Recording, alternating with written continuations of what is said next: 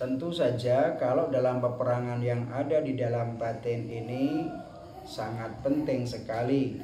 Karena kalau sekiranya itu kita kalah, manusia batinnya itu kalah, maka juga akan berpengaruh pada yang ada dalam lahiriahnya. Dan apabila kita dalam jihadun nafas yang berkuasa adalah junudur rahman, maka seluruh perbuatan kita yang bersifat lahiriah akan terpengaruh oleh apa yang ada di dalam batin kita. Nah, kita bisa melihat, itu pernah kita jelaskan ya, kita bisa melihat apakah orang bisa dilihat dari lahiriahnya jika orang itu telah melakukan kemenangan di dalam jihadun nafs. Iya. Jadi orang yang mampu mengalahkan nafsunya dan di dalam hatinya yang mengendalikan adalah junudur rahman, maka itu pasti akan berpengaruh kepada seluruh perilakunya. Keinginannya adalah kebaikan dan arahnya juga semua kebaikan-kebaikan tersebut. Dia tidak akan pernah keluar dari pribadinya kecuali yang baik, membawa kebaikan, membantu orang lain, misalnya membelanjakan hartanya di jalan Allah Subhanahu wa taala, bersilaturahmi, membantu orang yang membutuhkan, dan menyelesaikan seluruh kebutuhan orang-orang mukmin. Apa yang dilakukan oleh orang semacam ini dikarenakan faktor hatinya bersih. Yang mengendalikan hatinya adalah junudur rahman, tentaranya Allah Subhanahu wa ta'ala. Sudah tidak ada lagi kekuasaan iblis atau syaitan di dalam hatinya. Orang yang semacam ini ibaratnya adalah orang yang kemana saja dia senantiasa membawa parfum atau minyak wangi. Anda tahu orang yang kemana saja dia membawa minyak wangi atau mengenakan parfum, maka tidak akan pernah keluar darinya kecuali bau wangi. Siapapun di sekitarnya dia bisa merasakan kewangian itu. Demikian pula orang yang jiwanya bersih, dikendalikan oleh kekuasaan atau tentara-tentara Allah Subhanahu wa ta'ala, semua orang bisa merasakannya. Dia akan duduk di sebelahnya merasa aman, merasa terhormat, merasa senang dan bahagia. Kenapa? Karena ia tidak akan pernah menemukan orang itu darinya kecuali adalah kebaikan. Nah, ini kesucian yang didapatkan karena terjadi yang namanya jihadun nafs al-batini. Hatinya telah dikendalikan oleh tentara-tentara Allah Subhanahu wa ta'ala. Artinya iblis tidak lagi bersemayam di sana sama sekali. Nah, itulah kenapa di dalam riwayat kita temukan al-a'immah ahlul bait alaihimus salatu wassalam disebut maksum. Al-Quran mengatakan innama yuridullah liyudhiba ankumur rijsa ahlal baiti wa yutahhirakum tathira. Ayat ini menjelaskan bahwa Allah Subhanahu wa ta'ala membersihkan rijis, dosa, kesalahan, keinginan buruk yang ada di dalam pribadinya Ahlul Bait Rasulullah sallallahu alaihi wasallam menjadi bersih, suci, tahir, atau yang disebut mutahhar. Muyawil tahirakum tadhira. Jadi mutahhar, disucikan oleh Allah Subhanahu wa ta'ala. Jadi dengan demikian ketika kita sudah mengakui sesuai dengan pembuktian Al-Quran bahwa Ahlul Bait itu adalah orang suci, maka berarti tidak akan pernah keluar darinya kecuali yang suci. Mustahil tempat yang suci kemudian akan mengeluarkan sesuatu yang kotor. Sesuatu yang kotor, air yang kotor itu pasti keluarnya dari tempat yang kotor. Tapi kalau air yang bersih pasti keluarnya adalah dari bejana yang bersih. Ahlul Bait Rasulullah Shallallahu Alaihi Wasallam berdasarkan ayat ini adalah orang yang telah disucikan oleh Allah Subhanahu Wa Taala, bukan fisiknya tapi hatinya, sehingga tidak ada lagi keinginan untuk berbuat jahat. Dia mampu mengalahkan dirinya untuk tidak melakukan kejahatan, apalagi berbuat kejahatan. Berangan-angan berbuat jahat saja tidak ada, apalagi melakukan kejahatan. Inilah yang dinamakan dengan al-maksum, batinnya suci dan tidak akan pernah keluar dari yang suci kecuali yang suci.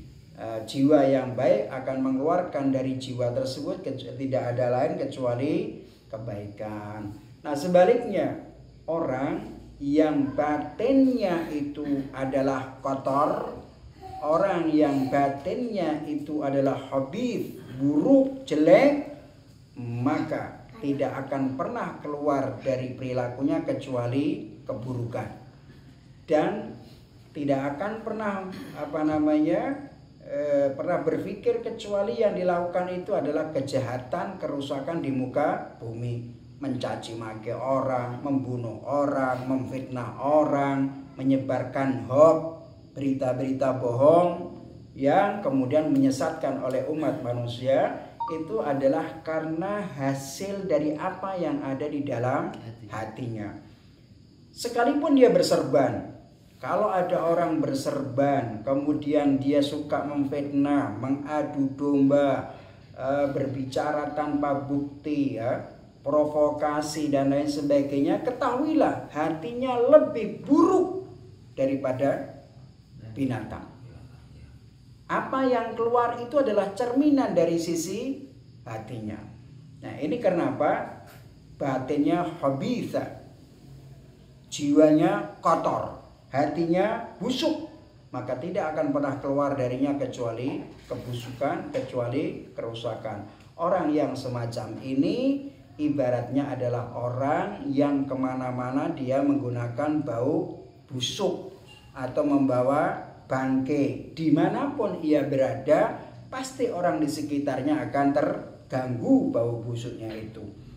Berbeda dengan orang yang pertama, dia membawa minyak wangi atau parfum kemanapun dia berada, maka dia akan memberikan kenyamanan bagi orang yang ada di sekitarnya. Sebaliknya orang yang busuk, orang yang buruk, orang yang penjahat, maka dimanapun dia akan menebarkan kejahatan dan tidak menjadikan orang yang di sekitarnya tidak pernah hidup aman sama sekali.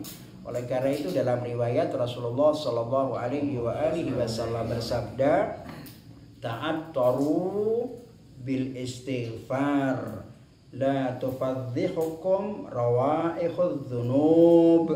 Kata Rasulullah Shallallahu Alaihi Wasallam, karena batin itu imma baik berarti sama dengan memakai parfum, dan apabila hati kita, batin kita busuk, berarti kita sama dengan kemana-mana membawa bau busuk, bawa bangke. Kata Rasulullah apa? Ta'attaru, berminyaklah, berwangi-wangianlah kalian dengan apa? Al-istighfar.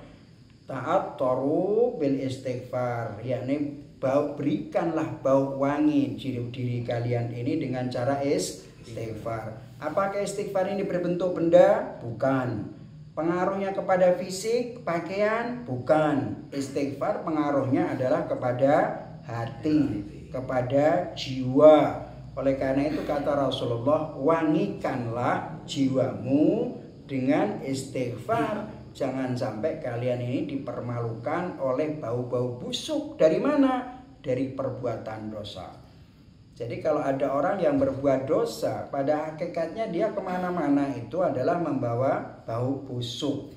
Hanya saja kita tidak dibuka oleh Allah Subhanahu wa Ta'ala, sehingga kita tidak bisa melihat atau tidak merasakan bau busuk yang dilakukan oleh para pendosa itu. Andai saja ada orang yang jiwanya buruk, busuk seperti ini, tiba-tiba dia melakukan perbuatan baik, apakah ini berarti sebuah kebaikan? Bisa jadi itu sebuah kebaikan, akan tetapi yang dilakukan itu mesti ada tujuan. Orang yang jiwanya busuk, orang yang jiwanya dikendalikan oleh iblis, orang yang jiwanya dikendalikan oleh syaitan, tiba-tiba dia berbuat baik, maka kebaikan yang dilakukan itu mesti ada tujuannya. Ada maunya. Ada tujuan yang ingin dia capai. Bisa jadi dia lakukan kebaikan itu adalah karena riya, supaya dipuji jadi baik, supaya dipandang sebagai orang baik. Tapi sebenarnya kebaikan yang dia lakukan itu adalah untuk menutupi kebusukan yang lebih besar yang akan dia lakukan.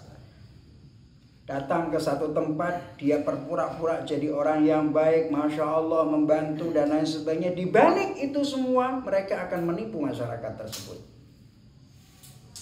Ini ima karena tujuan menipu, yaitu ketujuan riya, supaya dipuji orang. Kalau sudah dipuji, kemudian mereka akan mendapatkan, orang-orang ini akan mendapatkan keuntungan kepada orang yang mempercayainya. Atau kedudukan, biar dihormati, dihargai. Tapi di balik itu semua, di luar itu semua, mereka adalah sangat jahat. Jadi apapun kebaikan yang dilakukan, tidak ada niatan untuk mendekatkan diri kepada Allah Subhanahu wa ta'ala. Perbuatan baiknya adalah perbuatan untuk makom, kedudukan, biar dipuji orang dan lain sebagainya. Jadi bukan sebagai amal yang soleh. Karena amal yang soleh yang dimaksudkan adalah amal yang tulus untuk Allah Subhanahu wa ta'ala dan untuk mendekatkan diri kepada Allah Subhanahu wa ta'ala. Oleh karena itu di dalam Al-Quran Allah Subhanahu wa ta'ala berfirman, Qul kullun ya'mal ala syakilatih. Semua orang, manusia akan melakukan berdasarkan pada keyakinannya. Keyakinan yang ada di hati. Kalau hatinya bersih, dikendalikan oleh Allah, dikendalikan oleh tentara-tentara Allah, maka perbuatannya akan menjadi baik. Tapi jika dikendalikan oleh tentara setan, iblis, maka perbuatannya adalah buruk. Sekalipun dia melakukan kebaikan, maka dia tidak berniat untuk mendekatkan diri kepada Allah Subhanahu wa ta'ala. Nah, oleh karena itu di dalam hadis Imam Khomeini, Arba'una Haditsan, Imam Khomeini mengatakan wajihadun nafsi fi hadzal maqam muhimmun lil ghayah. Oleh karena itu jihad nafas yang di makom ini, makom mana? Yaitu makom al-batini. Bahwa jihadun nafas yang ada di batin kita ini, perang yang ada di batin kita ini sangat-sangat penting sekali. Itu menurut para masyayikh, para ulama, orang-orang yang ahli irfan, ahli tasawuf, ahli akhlak, ahli ibadah. Mereka tahu persis bahwa jihadun nafas yang semacam ini sangat-sangat menentukan sekali. Bal wa yumkinu i'tibaru hadzal maqam manba'u jami'is sa'adat wa ta'asat wa darajat wa darakat. Semua, bahkan bisa disebutkan keberhasilan kita dalam jihadun nafas yang bersifat batini ini, itu bisa dijadikan sebagai sumber seluruh kebahagiaan atau penderitaan. Kalau kita berhasil, berarti jihadun nafas itu adalah kunci untuk mendapatkan kebahagiaan. Jami seluruh kebahagiaan di surga yang paling tinggi di hadapan Allah Subhanahu wa ta'ala. Tapi sebaliknya, jika kita kalah, batin kita dikuasai oleh tentara junudus syaitan, maka berarti kita akan masuk menjadi orang yang ta'asat, sengsara. Kita akan menjadi orang yang celaka, sengsara. Kemudian wadarokat, dia akan masuk ke dalam nerakanya Allah Subhanahu wa ta'ala. Ada dua kalimat, ad-darajat dan darokat. Ad-darajat itu biasanya dipakai untuk sesuatu yang tinggi, naik. Makanya disebut derajat. Derajatnya tinggi, artinya dia punya derajat 1, 2, 3, 4 darajat. Ini biasanya dipakai untuk surga. Karena derajat surga itu ada tingkat 8 tingkatan. Nah, darokat itu biasanya digunakan dari atas ke bawah. Darokat. Makanya kalimat darokat di dalam Al-Quran dipakai untuk orang-orang munafik. Innal munafiqina lafi darkil asfali minan nar. Dark, yakni dari tingkatan paling terendah, dari atas ke bawah. Orang-orang munafik itu kata Allah Ta'ala, innal munafiqina lafi darkil asfali minan nar. Jadi paling rendah tingkatan di neraka, tapi paling isor. Jadi wong Jawa apa? Intipin rokok. Intipe rokok. Kalau kita masak nasi itu, kalau gosong, bawahnya itu namanya intip. Intip itu keras itu ya, keras. Yang biasanya orang kalau sudah masak intipnya biasanya ditinggal atau diambil tapi disingkir tidak dimakan. Nah, saking kerasnya. Jadi intipin rokok. Nah, itu kata Imam Khomeini. Nah, oleh karena itu di dalam jihadun nafas ini, orang tidak hanya cukup mengatakan aku meninggalkan semua yang diharamkan Allah. Tidak cukup orang mengatakan saya sudah berjihad, jihadun nafas. Kenapa? Buktinya apa?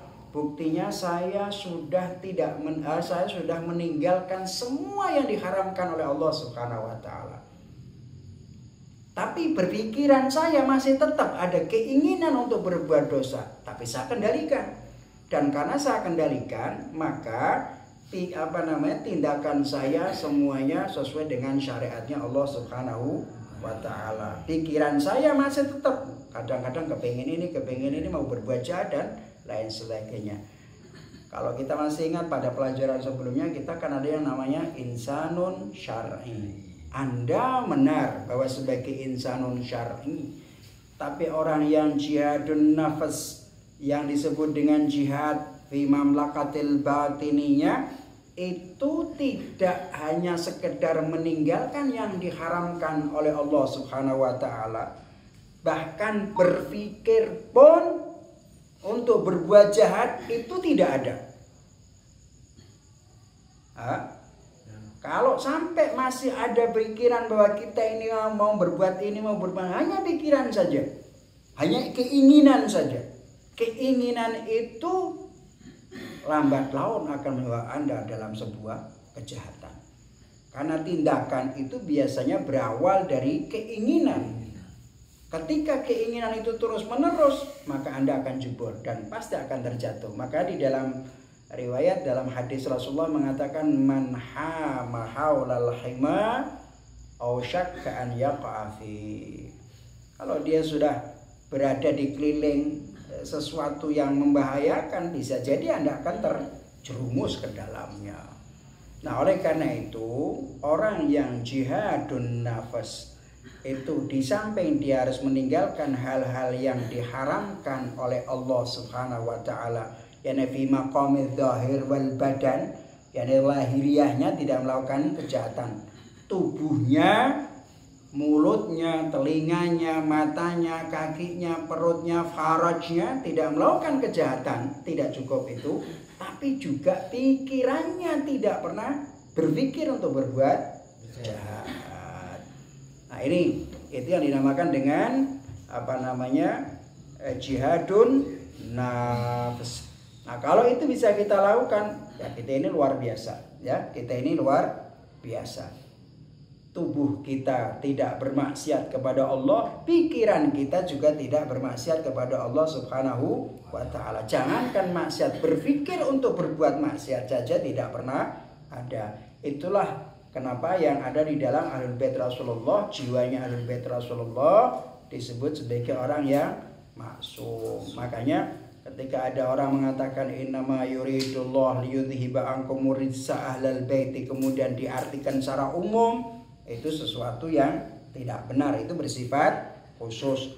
Kenapa ketika Allah Ta'ala mengatakan aku bersihkan, Allah hendak membersihkan mereka, itu adalah sifatnya khusus.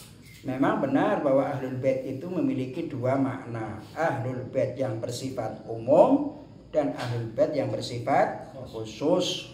Ahlul Bait yang bersifat umum adalah sebuah pengertian makna Ahlul Bait secara lughawiyan. Karena secara bahasa Ahlul Bait keluarga berarti siapapun yang dekat, anak, cucu, istri, suami, itu semuanya adalah Ahlul Bait. Itulah istilah secara umum bahasa. Tapi ketika kita bicara tentang Ahlul Bait dalam ayat ini sifatnya adalah khusus, dan itu bisa dilihat dari asbab nuzulnya ayat tersebut. Anda bisa merujuk kepada tafsir Imam Suyuti, Durrul Mansur. Anda bisa ngecek tentang ayat ini dan juga tafsir-tafsir yang lainnya. Kedua, kalau itu dimaknai dengan kalimat Ahlul Bait dalam ayat itu dimaknai umum sifatnya termasuk dzurriyyahnya, pertanyaannya, ada ndak dzurriyyah itu yang kemudian maksum? Ada ndak dzurriyyah yang tidak berbuat dosa, yang berbuat